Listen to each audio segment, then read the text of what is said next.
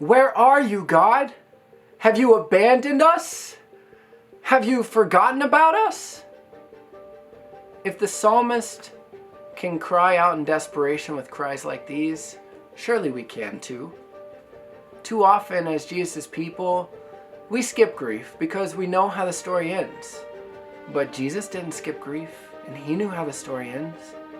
Jesus didn't skip grief when he was at Lazarus' grave, or when he was overlooking Jerusalem weeping, or when he was hanging from a cross, crying out the words of Psalm 22, "Why have you abandoned me?"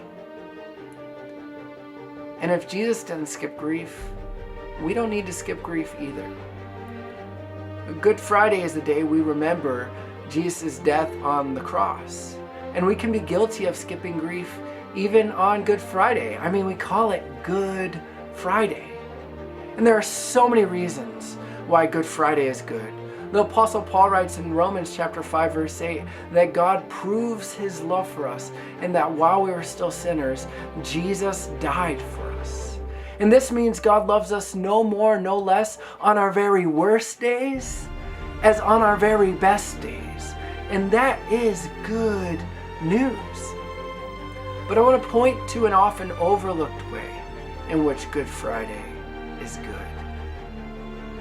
You see, I think we can get it in our minds that God is far away. That God is far removed from our pain. That God is far removed from our suffering. That God is far removed from our grief. But that's not the picture the Bible writers paint for us. The gospel writer John writes in John 1:14 that God took on flesh in Jesus and made his dwelling among us. The Apostle Paul writes in Colossians chapter 1 verse 15 that Jesus is the image, the picture of the invisible God. The author of Hebrews writes in Hebrews chapter 1 verse 3 that Jesus is the radiance of God's glory, the exact representation of his being. You want to know what God is like? Look at Jesus. And this is good news.